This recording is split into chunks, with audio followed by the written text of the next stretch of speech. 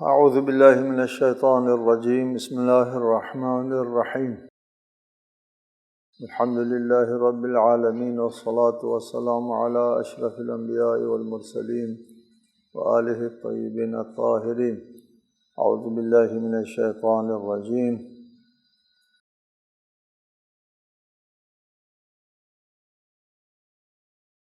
فأما الذین شقوا ففی النار لهم فیہا زفیر وشہیق خالدین فیہا ما دامت السماوات والارض الا ما شاء ربک ان ربک فعال لما یرید۔ پچھلی آیت میں ارشاد فرمایا فمنہم شقی و سعید، ان میں سے کچھ شقی ہیں، بدبخت ہیں، و سعید، اور کچھ لوگ نیک بخت ہیں۔ فَأَمَّا الَّذِينَ شَقُوا فَفِي النَّارِ، جو لوگ بدبخت ہو گئے وہ جہنم میں ہیں۔ اگلی آیت میں ارشاد فرمایا وَأَمَّا الَّذِينَ سُعِدُوا فَفِي الْجَنَّةِ، جو لوگ سعادت مند ہو گئے وہ جنت میں ہیں۔ ایک بحث تو یہاں پر یہ ہے کہ یہ شقاوت اور سعادت جو ہے وہ انسان شقی اور سعید ہو جاتے ہیں یا شقی اور سعید ہوتے ہیں۔ ہونا اور ہے، ہو جانا اور ہے۔ ایک شخص سعید ہے، سعید ہے، شقی ہے، شقی ہے۔ وہ شقی پیدا ہوگا، وہ سعید پیدا ہو گیا۔ یہاں پر ایک نظریہ جبر و اختیار کا مسئلہ آتا ہے۔ پہلے بھی ہم نے آپ کو بتا دیا کہ یہ دو کلامی نظریہ ہے۔ ایک نظریے کے تحت انسان اپنے اعمال میں خود مختار ہے، آزاد، اور دوسرا نظریہ یہ ہے کہ انسان اپنے اعمال میں خود مختار نہیں ہے، اللہ کے ارادے کے تحت چلتا ہے انسان، اپنا بس نہیں چلتا۔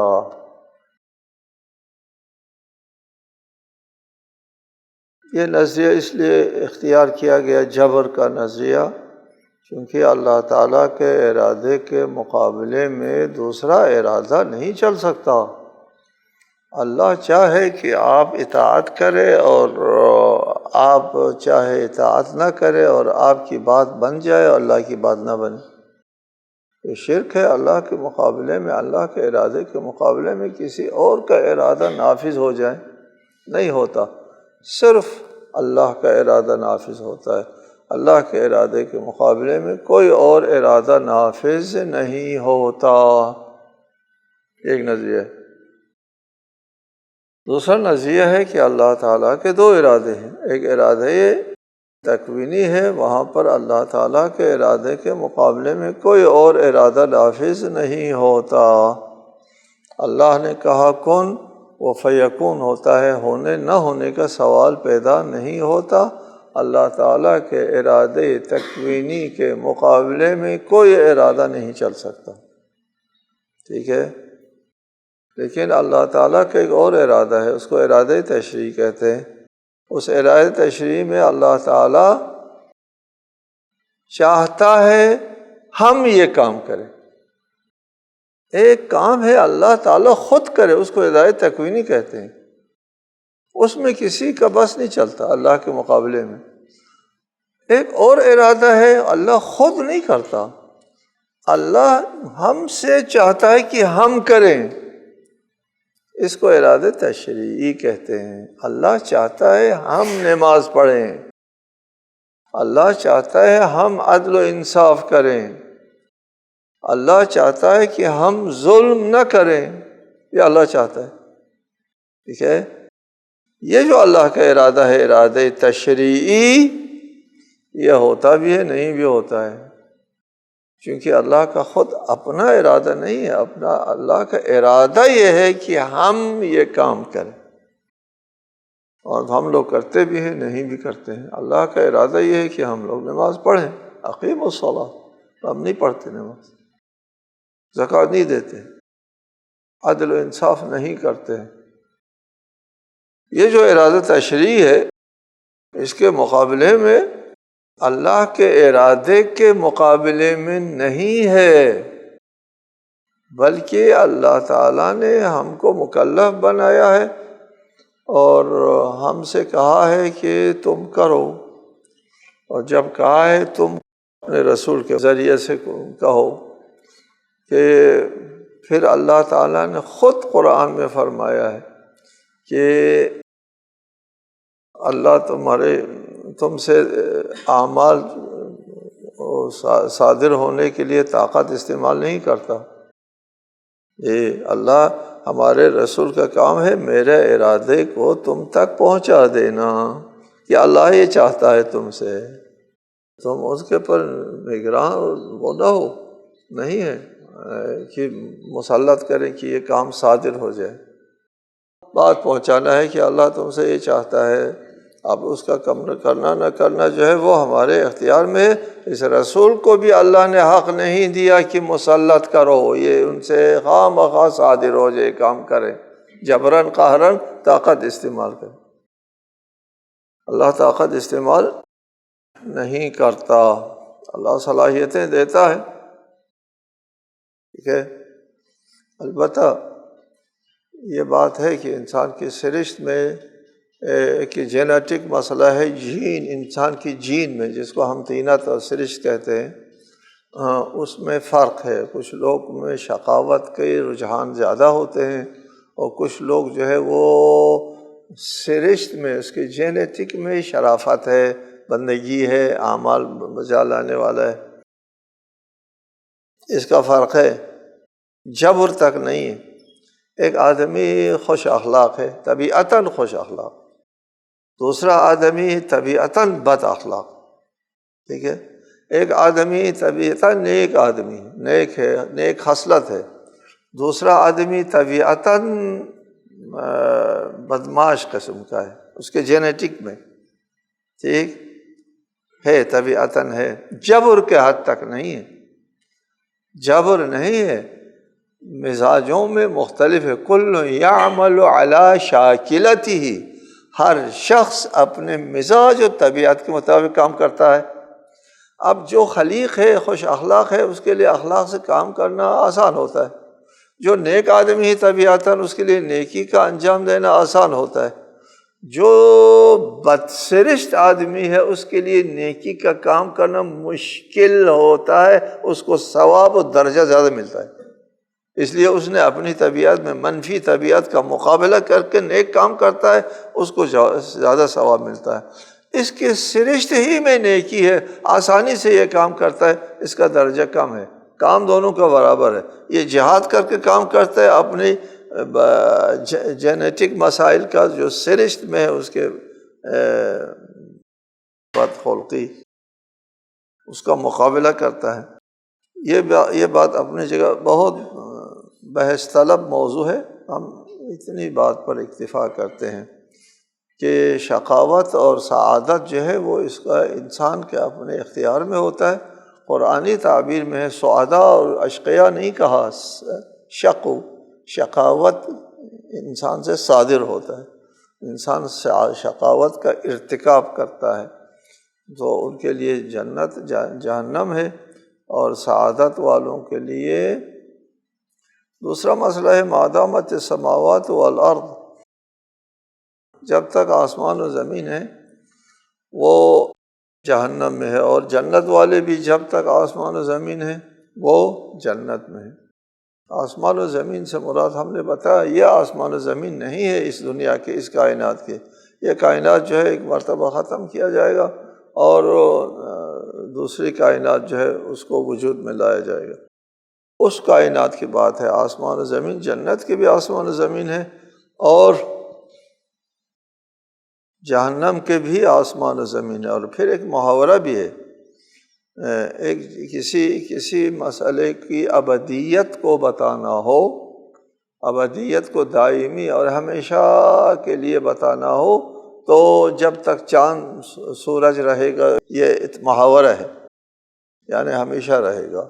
طویل عرصے تک رہے گا، لمبی مدت تک رہے گا کے لیے یہ لفظ ہے۔ آگے مسئلہ آتا ہے خالدین کا۔ خلود کیا ہمیشگی کو کہتے ہیں یا لمبی مدت کو کہتے ہیں؟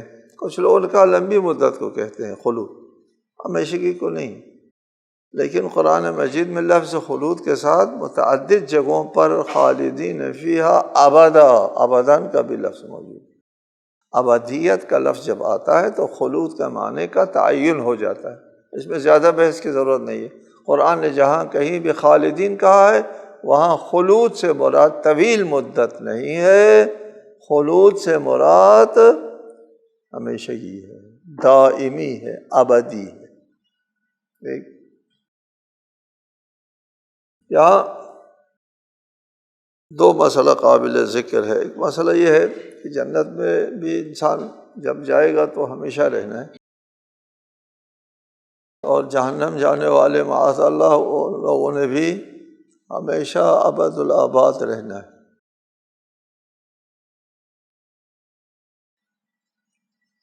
یہاں پر ہے کہ ہم کو اللہ تعالیٰ نے دنیا میں ایک وقفہ دیا ہے 60-70 سال تکلیفی زندگی، 15 سال کے بعد مکلف ہوتے ہیں۔ تکلیفی زندگی 60 70 80 سال، 80 سال میں اللہ تعالیٰ نے ہم سے کیا مانگا ہے؟ ہم سے کہا ہے دن میں 5 مرتبہ نماز پڑھو، اس پر آدھا گھنٹے سے زیادہ خرچ نہیں ہوتا، اور رمضان کا روزہ رکھو، یہ حرام چیزوں سے بچو، اس کے بچنے کا ہم کو دنیا میں فائدہ ہے، حلال چیزیں کھاؤ، اس کا ہم کو دنیا میں فائدہ ہے۔ وہ اہل تقویٰ جانتے ہیں دنیا میں کتنا فائدہ ہے۔ پھر کہا ہے کماؤ، کمانے میں ہم کو بھی مزہ آتا ہے، عبادت بھی ہے، مزہ بھی آتا ہے اور ثواب بھی ملتا ہے۔ اولاد سے محبت کرو، کہا ہے ہمارا دل بھی کرتا ہے اور ادھر سے ثواب بھی ملتا ہے، وغیرہ وغیرہ۔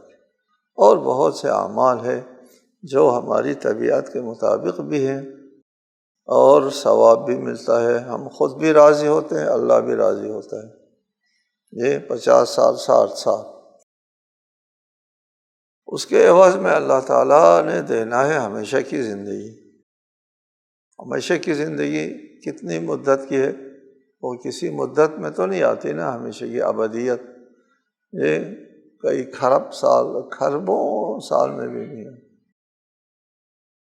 اس کا مطلب یہ ہوا کہ یہ 60-70 سال کی زندگی کو اگر ہم تقسیم کریں قیامت کی ابدیت پر، تو ہر سیکنڈ کے مقابلے میں، یہاں کی زندگی کے 1 سیکنڈ کے مقابلے میں قیامت کے جنت کی زندگی کے اربوں سال، 1 سیکنڈ کے مقابلے میں ایک سبحان اللہ کہہ دیا اور اس میں 1 سیکنڈ بھی نہیں لگا اور آپ کے اربوں سال کی قسمت بن گئی۔ یہ کتنا رحم الراحمین ہے، یہ کتنی اس کی عنایتیں زیادہ ہیں۔ یہ قابل توجہ بات ہے کہ اس دنیا کی مومن کی زندگی کا 1 سیکنڈ کتنا قیمتی ہے، جس سے خربوں سال کی قسمت بنتی ہے، بہت قیمتی ہے۔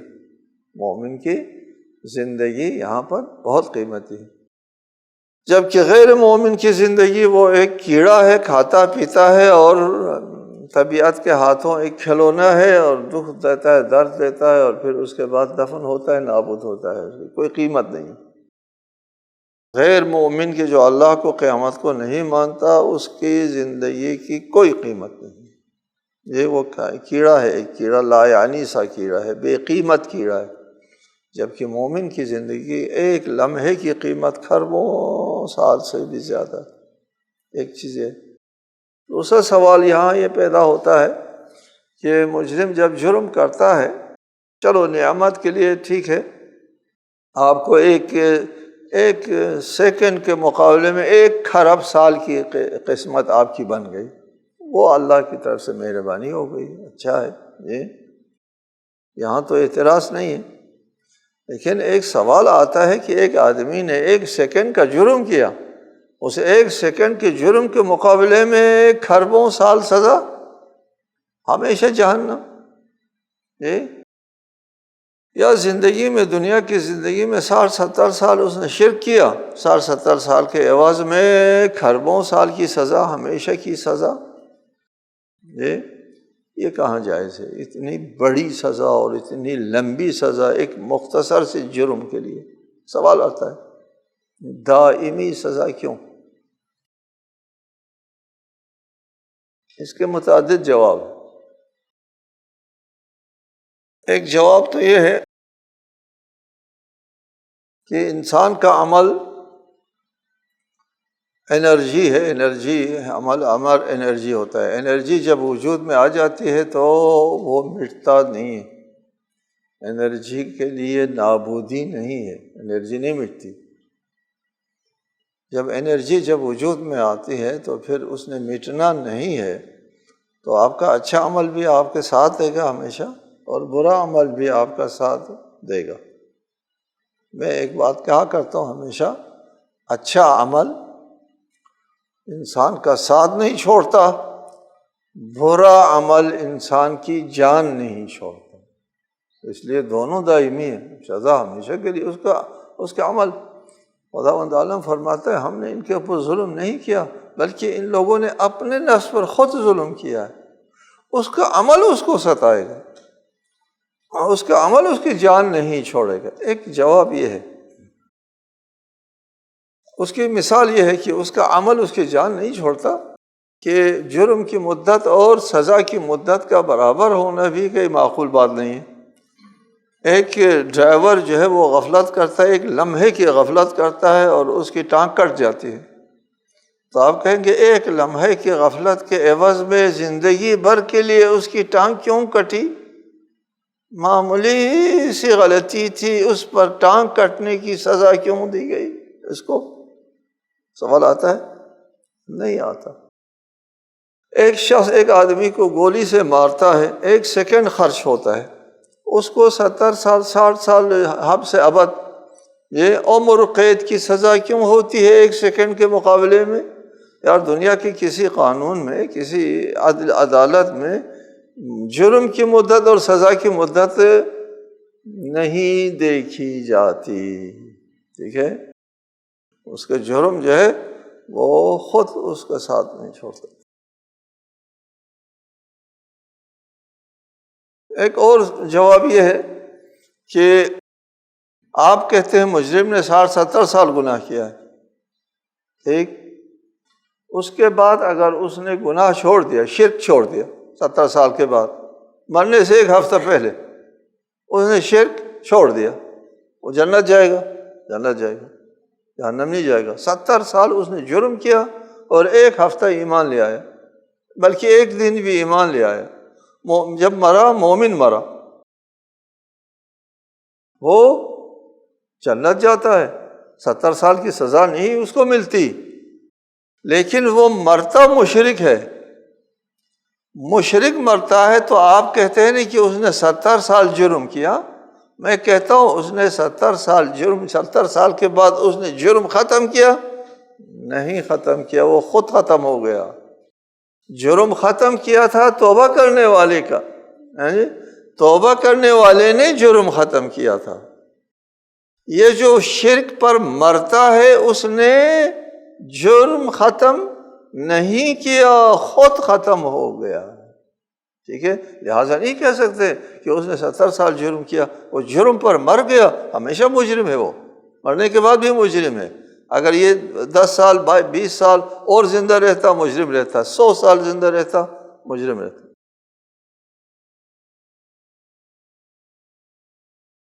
ایک سوال اور پیدا ہوتا ہے اس آیت میں، فرمایا کہ خالدین فیہا ما دامت السماوات والارض الا ما شاء ربک ان ربک فعال لما یرید، جو جہنم میں وہ ہمیشہ رہیں گے، ہمیشہ رہیں گے۔ تو آپ نے کہا کہ ما دامت السماوات والارض، اور خالدین ہمیشہ کے لیے ہوتا ہے، ابدیت کے لیے ہوتا ہے، اور پھر یہ کہنا الا ما شاء ربک، مگر یہ کہ اللہ چاہے، تمہارا رب چاہے، وہ ہمیشہ رہیں گے، مگر یہ کہ تمہارا رب چاہے، اس کا مطلب یہی ہونا کہ اگر ہمارا رب چاہے تو وہ ہمیشہ نہیں رہیں گے۔ ٹھیک، یہ جہنمیوں کے لیے تو ہو سکتا ہے کہ جہنمی جو ہے وہ موحد تھے، گناہ گار، اس لیے وہ جہنم میں، تو جب اللہ چاہے گا تو ان کو معاف کر دیں گے یا اس کی سزا پوری ہو جائے گی، تو وہ لوگ جو ہے وہ جنت آ جائیں گے، جہنم کی سزا بھگت کے جنت بادشاہ۔ جب اللہ چاہے گا ان کو معاف کر دیا جائے گا یا ان کی شفاعت ہو جائے گی جہنم میں اور ان کو جنت بھیج دیا جائے گا، الا ما شاء ربک۔ لیکن اہل جنت کے لیے بھی الا ما شاء ربک ہے۔ اہل جنت کے لیے فرمایا وَأَمَّا الَّذِينَ سُعِدُوا فَفِي الْجَنَّةِ خالدین فیہا، ہمیشہ رہیں گے، ما دامت السماوات والارض الا ما شاء ربک، مگر یہ کہ تمہارا رب چاہے کہ وہ جنت میں نہیں رہیں گے۔ یہ مفہوم ہے یہ کہ اگر تمہارا رب چاہے، یہ لوگ سعادت مند والے جو ہے وہ ہمیشہ جنت میں رہیں گے، ما دامت السماوات والارض، ابداً جنت میں رہیں گے، ہمیشہ کے لیے جنت میں رہیں گے، مگر یہ کہ تمہارا رب چاہے۔ یہ یعنی جیسے جہنمیوں کے لیے جہنم سے نکلنے کی کوئی نوبت آتی ہے، آ سکتی ہے، کیا اہل جنت کے لیے بھی جنت سے بھی نکالے جانے کی کوئی نوبت آ سکتی ہے؟ الا ما شاء ربک، سوال نہیں آ سکتی۔ جب اللہ تعالیٰ جنت میں کسی کو داخل فرماتا ہے، وہ استحقاق، مستحق اور اہلیت کی بنیاد پر جنت میں داخل فرماتا ہے، پھر اس کو وہاں سے نکالا نہیں جاتا۔ جنت خلد کہتے ہیں، ہمیشہ رہنا، تو پھر الا ما شاء رب۔ اس کے بعض بڑے بڑے مفسرین نے 10 جوابات لکھے ہیں، 10۔ یہ بھی کہا، یہ بھی ہے قول اول، دوم، سوم، چہارم، پنجم، دہم، الا ما شاء ربک۔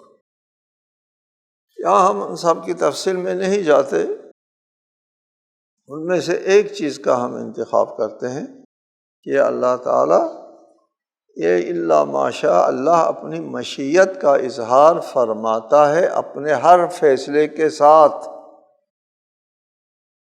سنقرئک فلا تنسیٰ، حضور سے فرمایا کہ ہم آپ کو پڑھائیں گے، قرآن پڑھائیں گے، وحی پڑھائیں گے، ملکوتی تعلیم آپ کو پڑھائیں گے، فلا تنسیٰ، پھر آپ نہیں بولیں گے مگر کہ اللہ چاہے۔ اللہ چاہے تو بولیں گے، جی، اور کبھی بولا ہے رسالت میں آپ نے؟ جی، اور خداوند عالم نے جو پڑھایا ہے، میں ایک تعبیر رکھتا ہوں، ایک پڑھانا ہوتا ہے ہمارے روایتی پڑھانا، سمجھانا ہوتا ہے، دماغ میں بات جو ہے وہ گفتگو کے ذریعے سمعی و بصری ذرائع سے سمجھانا ہوتا ہے، ٹھیک ہے، اور وہ پڑھانا ہوتا ہے کان کی آواز کے ذریعے انسان، اور آنکھ کی بینش کے ذریعے انسان پڑھتا ہے، پڑھاتا ہے، ٹھیک ہے، وہ قابل فراموش ہے۔ خداوند عالم اپنے رسول کو جو پڑھاتا ہے وہ اس طرح نہیں پڑھاتا، وہ تکوینی وہ ہوتا ہے، پڑھائی ہوتی ہے تکوینی، نہ سمعی ذرائع سے نہ بصری ذرائع سے۔ یہ رسالت میں آپ وحی کی آواز کو سنتے تھے، پاس بیٹھے ہوئے لوگ نہیں سنتے تھے، جبکہ وحی کے آثار سب کو پتہ چلتا تھا کہ رسالت میں آپ کے اوپر وحی کے آثار جو ہے ظاہر ہو رہے ہیں، ابھی وحی نازل ہو رہی ہے۔ یہ اور جبرائیل کو وہ دیکھتے بھی تھے، دوسرے لوگ نہیں دیکھتے، سنتے تھے آواز، دوسرے لوگ نہیں سنتے تھے۔ یہ سمعی بصری ذرائع سے نہیں ہوتا، یہ تکوینی ذریعے سے اللہ تعالیٰ اپنے رسول کو وحی پڑھاتا ہے۔ اس لیے میں کہا کرتا ہوں کہ جب وحی نازل ہوتی ہے رسالت مآب کے اوپر، اس کے لیے ایسا نہیں ہوتا کہ یہ وحی جو ہے وہ میرے اوپر جو نازل ہو رہی ہے پتہ نہیں میرے ساتھ کیا ہو رہا ہے، جیسا کہ روایات میں کہا ہے کہ رسالت مآب کو پتہ نہیں چلتا تھا میرے ساتھ کیا ہو رہا ہے۔ حضرت خدیجہ سے پوچھا تو حضرت خدیجہ نے کہا نہیں، تسلی رکھو، آپ اچھا آدمی ہیں، آپ کے ساتھ اچھا ہوگا انشاءاللہ تعالی، فکر نہ کرو۔ پھر پریشان ہو گئے، ہو رہی ہے وحی نازل اور رسالت کو آپ کو خود پتہ نہیں کیا ہو رہا ہے میرے ساتھ۔ اور پھر ورقہ بن نوفل سے جا کے پوچھتے ہیں کہ ورقہ بن نوفل باہر سے تسلی دیتا ہے کہ نہیں نہیں نہیں، آپ کے ساتھ جو ہے اچھا کام ہوگا، آپ پریشان ہیں۔ سبحان اللہ، یہ اللہ تعالیٰ اپنی اس پیغام کو، اپنی رسالت کو، اپنی نبوت کو ایک ایسی جگہ پر رکھ رہا ہے کہ اس جگہ کو سمجھ میں بھی نہیں آتا ہے میرے ساتھ کیا ہو رہا ہے، نہیں ہوتا ایسا، ناممکن ہے۔ خداوند عالم اپنے وحی کو، رسالت کو ایسی جگہ پر رکھتا ہے، اور پہلے اس کو اس قابل دیکھا اللہ تعالیٰ نے کہ یہاں میں نے اپنی رسالت رکھنا ہے، اور پھر اس کے بعد تکوینی ذریعے جب رسالت کو اس کے بعد رکھتا ہے، جو رسالت جس کو ملتی ہے اس کو شک نہیں ہوتا کہ میرے ساتھ کیا ہو رہا ہے، قابل شک کو تردید نہیں، اس لیے قابل شک کو تردید ذرائع سے وحی وصول نہیں کرتا رسول، قابل شک کو تردید ذریعے سے وحی وصول نہیں کرتا، اور وحی وصول کر لینے کے بعد یہ قابل زوال بھی نہیں ہے، زوال ناپذیر ہے، فلا تنسا، نہیں بھول سکتے، الا ان کہ اللہ چاہے، وہاں پر اللہ چاہے تو بھول سکتے ہیں، اللہ نہیں چاہے گا ایسا، ٹھیک ہے نا قرآن مجید میں کہ اگر اللہ چاہے تو سب لوگ ہدایت یافتہ ہو جائیں، اگر اللہ طاقت استعمال کر کے ہدایت کو مسلط کرنا چاہے تو سب لوگ ہدایت یافتہ ہو جائے، کوئی کافر نہ رہے، لیکن اللہ نے نہیں چاہا، یہ لو شاء، اگر چاہے یہ، لیکن اللہ نے نہیں چاہا۔ اللہ نے اپنے رسول کو پڑھایا ہے، ہمارا رسول نہیں بھولے گا الا ان کہ اللہ چاہے، اللہ نے نہیں چاہا، ٹھیک ہے۔ اسی طرح یہاں پر ہے کہ جنت میں جو لوگ ہوں گے وہ ہمیشہ رہیں گے، مگر یہ کہ اللہ چاہے، اللہ نہیں چاہے گا، انشاءاللہ تعالی اللہ نہیں چاہے گا، اللہ ہمیشہ ہم کو جنت میں رکھنا چاہے گا۔ والسلام علیکم ورحمۃ اللہ۔